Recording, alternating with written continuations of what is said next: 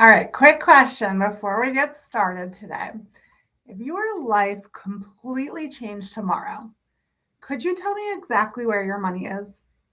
Not roughly, not probably, but exactly. And I want you to hold on to that thought for a minute. We're going to come back to it. But first, welcome back to Intentional Money Moves Live.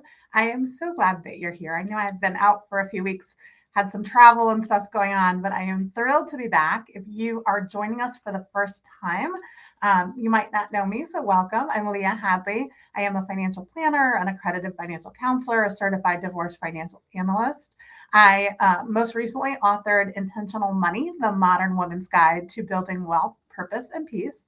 And Intentional Money Moves Live is here at noon on Tuesdays to talk about money in a real way, not in like a lecture you kind of way or confuse you. I certainly don't ever want to make you feel behind, but like, let's actually talk about it. Let's get real, right? So today's episode is inspired by something that I've been sitting with. I finished reading Strangers, a Memoir of Marriage by Belle Burden over the weekend. And I know it might be weird. A financial planner recommending a memoir might seem a little unexpected, but this book really hit me in a way that, quite frankly, a lot of financial planning content just simply doesn't. And so I want to tell you why. And I've, been doing this work for a long time at this point, over a decade. I've sat across from hundreds of individuals, some of them going through some of the most financially vulnerable moments of their lives, going through divorce, losing a spouse, women who built careers and raised families and woke up one day realizing that they couldn't tell you what their retirement account was worth, right? That every single time that pattern is the same. And it's not that they were reckless. I want to be very clear about that. And it's not that they were not smart. Okay. It's that somewhere along the way, they handed the financial keys to somebody else. Maybe it was a husband, sometimes it's a parent, maybe it was a financial advisor that they never really talked to. And then they just kept moving because life was full and it was busy and there were always something more pressing going on. And I have lived close enough to that story to feel it. And when I read Strangers, I really felt it again. And before I tell you about the book, for some of you maybe who haven't read it, I want to say something about the author directly. What she did in writing this memoir, it took real courage, okay? The financial dynamics that she's describing, the invisibility, the quiet way her financial life kind of slipped away from her inside a marriage, these things happen every single day, okay? I see them in my office constantly, but they happen behind closed doors. They happen in marriages that may look fine on the outside, in households that may appear stable and comfortable, even loving. Women do not talk about this publicly because it is personal and it's complicated, and often there's a lot of shame attached to it, even when there shouldn't be. But Belle did something really special. She chose to put her name on it. She put a face to it. She told the truth out loud in a culture that makes it very easy to stay quiet. And because she did that, millions of women are now looking at their own financial lives and asking questions that they never asked before. And that matters enormously. And I think she deserves to be recognized for it. I know there's always haters out there, and I know she's gotten some hate, and I just really want to acknowledge her courage. So, Strangers, a Memoir of Marriage, follows Belle through a long term marriage. She had a beautiful home, she had a full calendar, a life that from the outside, it looked complete. It felt complete. She wasn't unhappy in her situation. She wasn't suspicious. She was busy and comfortable, and she thought that she was loved. And then slowly, and then all at once, she really discovers that she's been a stranger to her own finances. She didn't know where the money was. She didn't know how decisions were being made. She didn't know what was held in her name and what wasn't. And she trusted completely. So she didn't verify, right? And by the time she has to kind of reckon with this, the cost is it's significant. It's huge, right? So I want to talk about that today, not as a cautionary tale about bad marriages. Let me be clear about that, but as a mirror, because I've sat across the table from women who are not in bad marriages, who have wonderful partners, who love their lives, but they still find themselves as strangers to their own money. So today I want to ask you the question that the book really made me ask even myself again.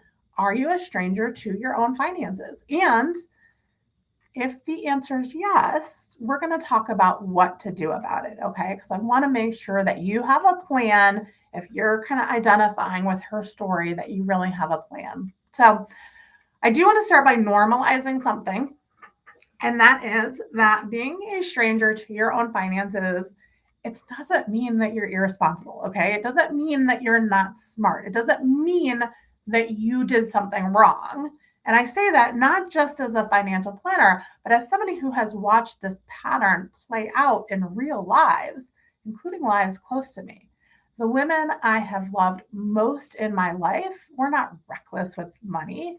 They were just never given the invitation to be fully present in it. And I think a lot of us are carrying that same kind of inheritance without even realizing it. So for many women, it means you are raised in a household where money just wasn't talked about, right? Or you are married to somebody who was good with numbers and it just made sense for them to handle it, right? Or you were so busy building a career, raising kids, managing a household that the finances just fell to the bottom of the priority list, right? And I get it, right? Belle gets it too. She does not write herself as a foolish woman. And I think that's really important. She writes herself as a woman who trusted, right? She believed in her marriage, who had every reason to assume that things were fine.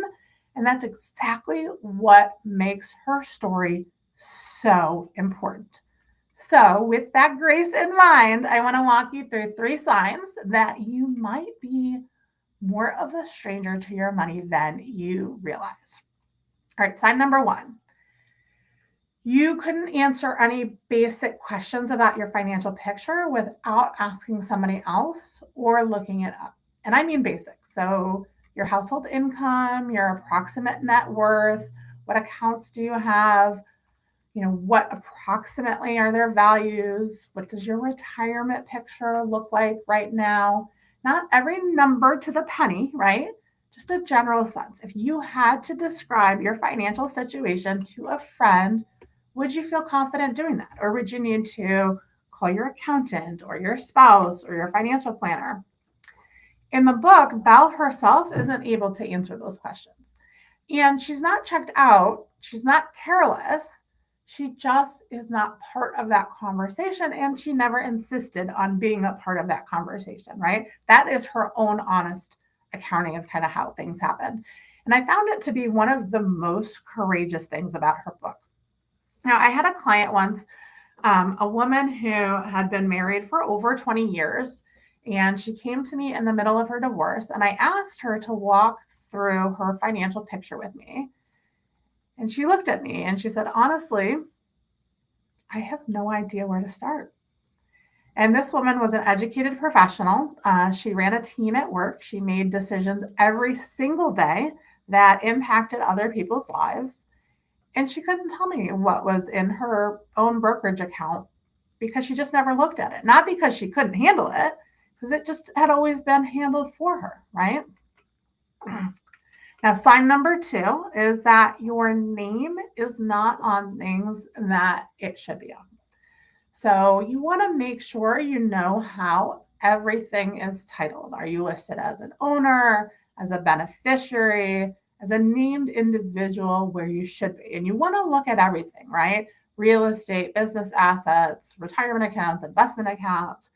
I will be honest and tell you that oftentimes this one does surprise people. I find this quite a bit.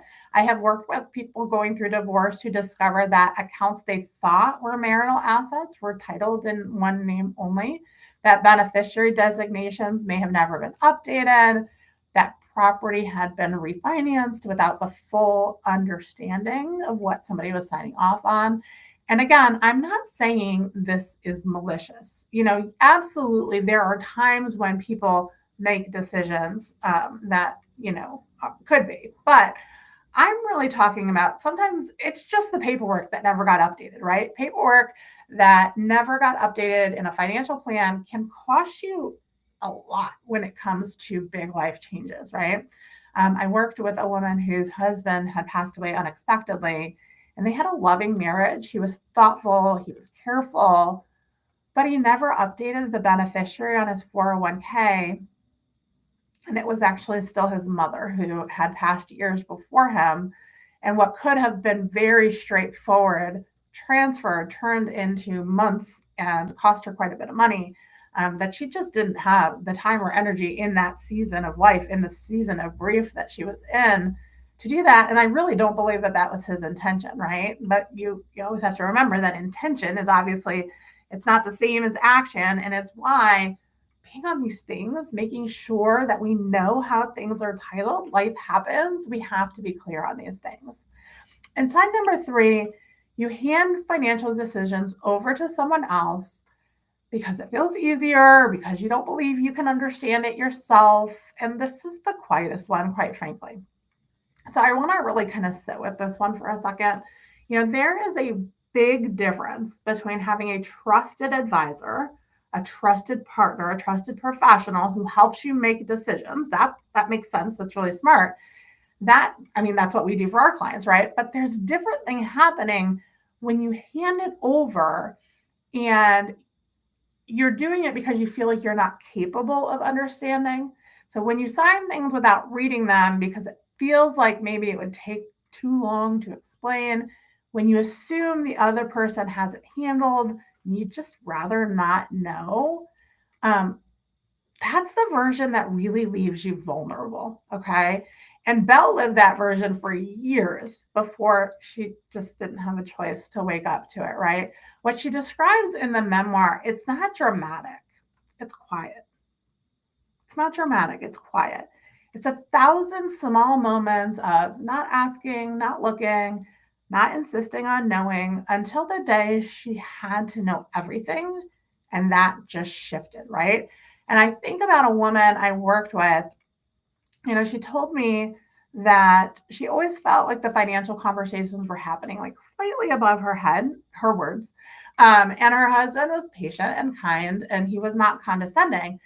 But somewhere along the lines, she had decided that finance was kind of like his domain, the way that cooking and taking care of the kids in the school logistics, like those were her domain.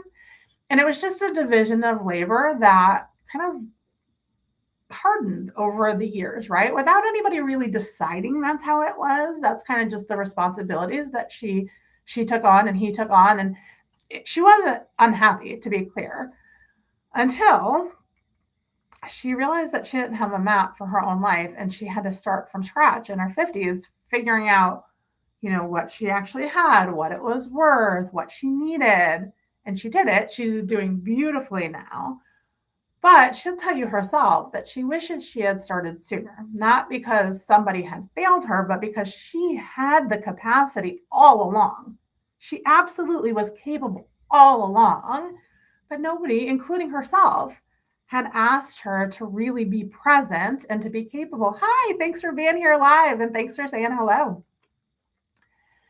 So now I want to get into the 5 questions that I promised. So I want to give you something concrete to consider in assessing your own financial visibility, okay? And we can kind of think of them as like a financial clarity audit, if you will. And you don't need to answer them all right now, right? But I just want you to kind of sit with them and think about them honestly, okay? Question number 1, and we kind of started here. Do you know where your money is? And again, I'm not talking about generally here. Now I want to get specific. Like, do you know where your money is? The names of the financial institutions, the account numbers, the balances roughly.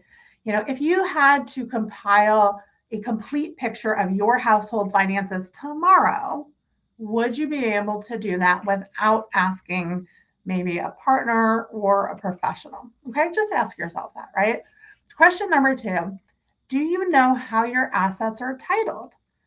Separate property and marital property are legal distinctions that, quite frankly, have enormous consequences associated with them. And that's kind of a big piece that was highlighted in the book.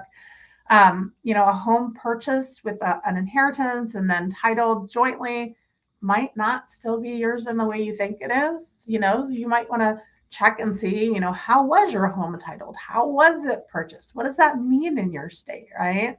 What about your retirement accounts? Do you know which assets are in your name alone and which assets are in your spouse's name and which assets are jointly held? If you have a trust, which ones are held in the trust, right? Question number 3, are you actively engaged in financial decisions, right? And now this is important. This is different from just being kind of aware of cash coming in and cash going out, spending, I'm talking about really understanding how your family builds wealth, right? So when was the last time you sat in on the conversation with your financial advisor? Did you participate as an equal partner? Do you understand how your retirement accounts are invested? Those kinds of things, right? And question number 4, do you have your own financial identity? Okay. Your own credit history, your own accounts, your own income, even if it's modest. And I know for a lot of people who don't necessarily have their own financial identity, this can feel like a really big hurdle. Over the years, we've had the opportunity to celebrate with so many women in their 50s and their 60s and their 70s who've opened a bank account in their name for the first time, who've opened a credit card account in their name for the first time. And that's amazing. But I recognize that if you've gone your whole life without having those things, taking that first step, it can feel monumental, right? And so I just encourage you, if you don't currently have your own financial identity, right, to make sure that you start to address that and to celebrate every step you take in creating that for yourself, because it's so, so important and so powerful. But like I said before, it can feel really difficult to get started if that's not a place that you've been before. And last but certainly not least, but question number 5 is, have you read your own legal documents? Now, your prenuptial agreement, if you have one, your estate planning documents, your beneficiary designations, this is really important. And I want to be super, super clear here, because this is really, really important. These documents, your estate planning documents. Hi, Katie. Thanks for being here. Your estate planning documents, those are your documents. Those are not your financial planner's documents. Those are not your attorney's documents. And it's interesting, over the years, we've had several clients come in and they may have a prenuptial agreement. And so as a financial planner, it's really imperative that I understand what's in that document. So when we are opening accounts and when we're looking at how things are titled, we're doing it in a way that's in alignment with what the two of you have discussed and planned together, right? That's so important. But so often people don't even provide that documentation to even educate the professionals around kind of what those conversations have been in the past. So that's really important that you're sharing that information, right? Belle says herself in the memoir, with the kind of honesty, really, that takes real courage to put on the page, that she couldn't answer these questions, right? She couldn't answer these questions. And she paid for it in a way that went far beyond money. And I don't want that for you, right? So let's talk about what to do now, right? I want you to take some action if any of this is kind of coming up for you, right? So here's what I want you to know. Wherever you landed on these questions, whatever your honest answers were, that's not an indictment, okay?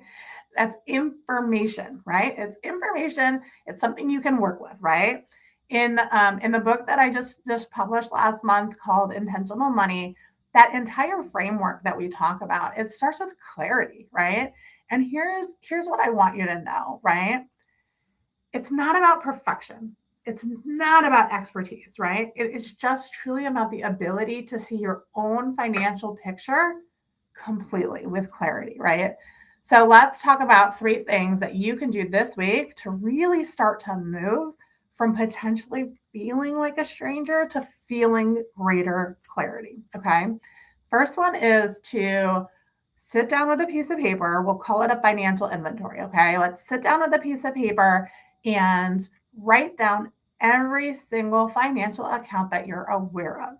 You want to write down checking accounts, savings accounts, life insurance policies, business interests, real estate, like all of it, right?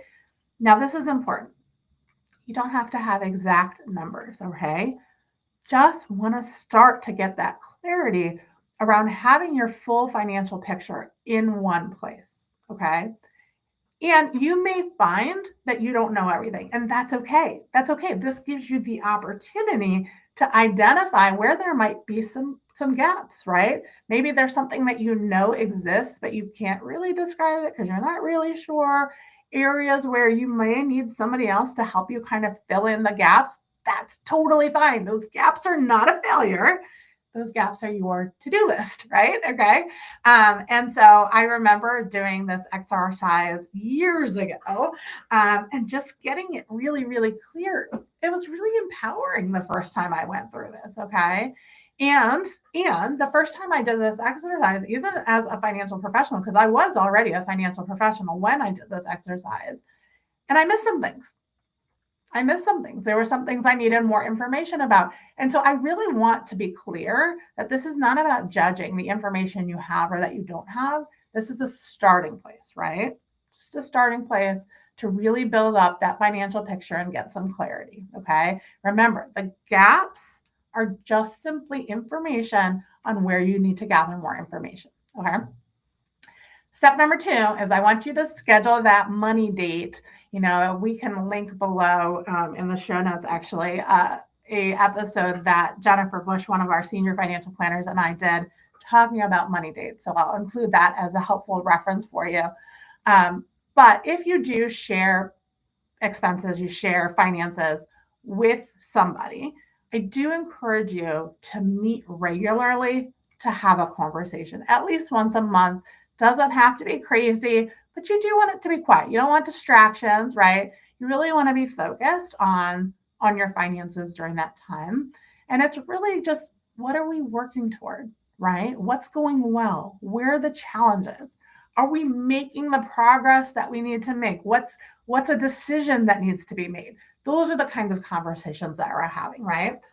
But even if you don't manage money with somebody, even if you do it solo, I still want you to have that money date with yourself. So even if it's not with somebody else, I still want you to have it with yourself. It's the same idea. Put it on the calendar, make it a regular, recurring experience, right? And I want it to be to a point where you're doing this so consistently that you cannot imagine, you can't even imagine that you could manage your money any other way, right? That this is so consistent, it's so part of your routine, you're revisiting your finances on such a regular basis that it's just become your norm, right? That's really important. Honestly, like Belle from the memoir, she never had that, right? Decades of marriage without an intentional conversation about the full financial picture. Okay. Now, I know couples who have been doing regular money meetings for years, and they're going to tell you something. They're going to tell you that has not just changed their finances, it has improved their relationship. Okay. Because when money stops being a source of tension or this sort of mysterious thing that we avoid, it can actually become something that you're building together, which is so incredibly powerful, right? One of the women in our Empowered Sisterhood, she told me that her money date with herself every month is the 1 hour that she feels most like herself. And that just made me smile so much. She just felt like she was really doing something special for herself, right? That's what this practice can become. And you can make it fun, right? Like make your favorite cup of tea, put on amazing music. It doesn't have to feel like a chore. You can make this feel like a joyful experience, something that you're really doing to take care of yourself, right? All right. And the third stop for this week is to ask that one question that you've been avoiding. Now, there's a question, you know what it is. I don't know what it is. Maybe it is what's your own net worth right now, right? Maybe it is what would happen to me financially if this relationship ended. Maybe you're wondering if you're on track for retirement or if you're just kind of telling yourself a story, right? So I want you to ask yourself that question this week, or your partner or your financial advisor, whoever you need to ask. One of the things that I share in my book, and there was a point in my own life where I had a question I wasn't asking, and it wasn't about somebody else's money, right? It was about whether the path that I personally was on was actually getting me anywhere I wanted to go, right? Or was I just kind of telling myself a comfortable story because the real answer, it just felt like too big to look at. So I kept not asking. For months, I kept not asking because I was busy, because the answer might require me to change something. I know some of you are out there thinking that, because it was easier to keep moving than to actually stop and look. When I finally asked, the answer was hard. Okay. And it was exactly what I needed. It set me on a path that has led to everything that I have built now. So the question you are avoiding, that question is not your enemy, okay? It could be your next step. So, the woman from the book, Belle, she spent years not asking. And when she finally had to, it wasn't because she chose it. It was because she didn't really have another option, okay? I want you to have options. For everybody watching, I want you to have options, and that starts with asking, okay? I want to take a moment here because I've been thinking a lot about, we're this week is leading up to Mother's Day, right? And I've been thinking a lot about mothers, and certainly from Belle's story, I've been thinking a lot about her own experience, about what we inherit from them and what we pass on. And I want to be honest with you about something personal, because I do think that it connects directly to what we've been talking about today. A lot of the women that I work with learned their money patterns from watching their mothers. And some of those patterns are absolutely beautiful and absolutely worth keeping. And some of them are worth examining a little bit closer. And when I am really honest with myself, I'm no different. I'm no different. My own mother was a remarkable woman. May she rest in peace. She was strong and she was loving, and she sacrificed enormously for our family. And money wasn't always something that she necessarily talked about directly, confidently, right? She was a single mom. She had some financial worries, right? Being a single mom is tough. And so there were times when I know that I absorbed some of that anxiety. And a significant part of the work that I do and that I've done in my own life, right, that I do with my clients has been untangling what we inherited in terms of some of these beliefs, right? And I share that because I know I'm not alone. And I know that some of you are carrying some version of this story as well. And one of the things that Belle really writes so honestly about is that she is a mother, and her financial invisibility did not just impact her, right? It ripples outwards. It shapes how her children think about money and partnership and power, what women are allowed to claim as their own.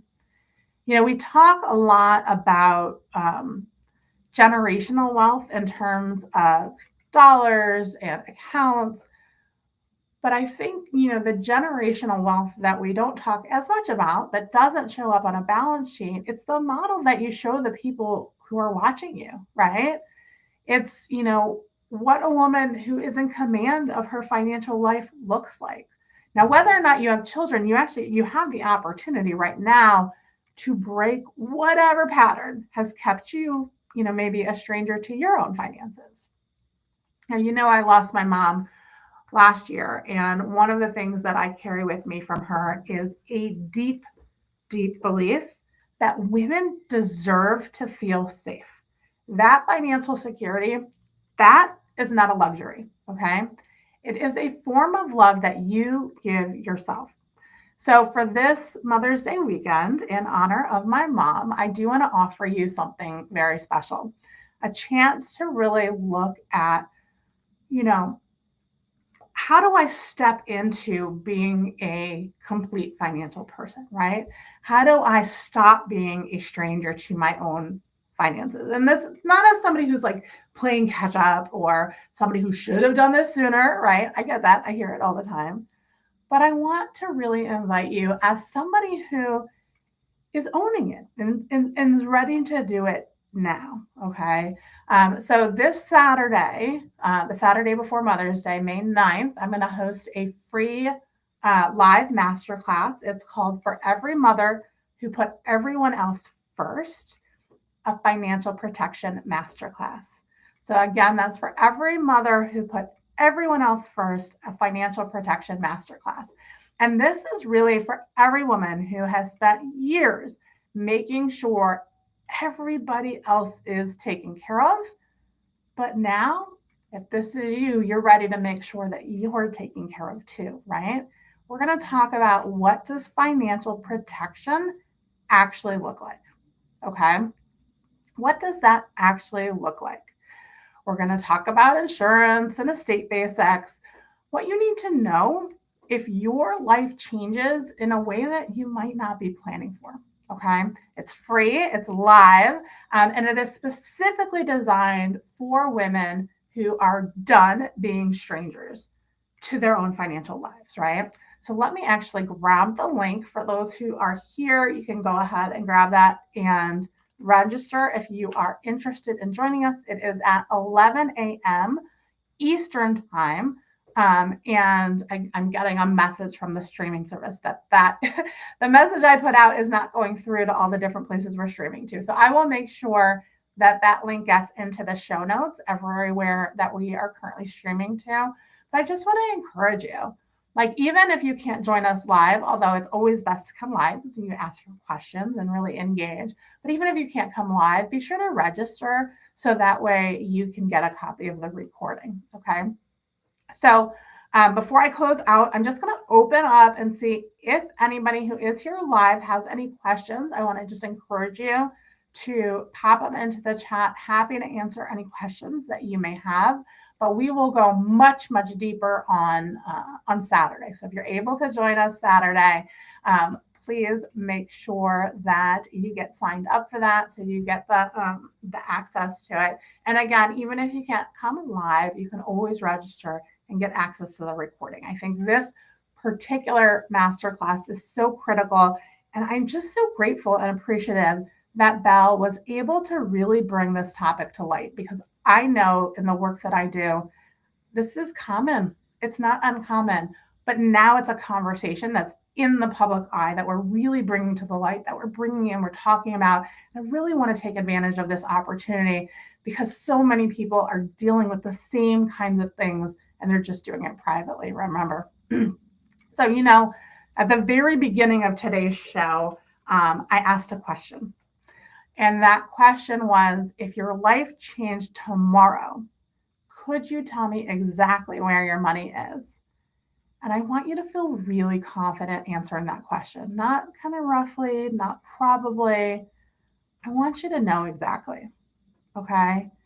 It's your freedom. It's the difference between being someone things happen to and being someone who's prepared for things that come up, right? And I, again, just want to reiterate, because there's so much shame out there around money. And I want to be very clear here, very clear. Being a stranger to your own finances, that is not a character flaw. It's a pattern, okay? And every pattern can be changed, okay?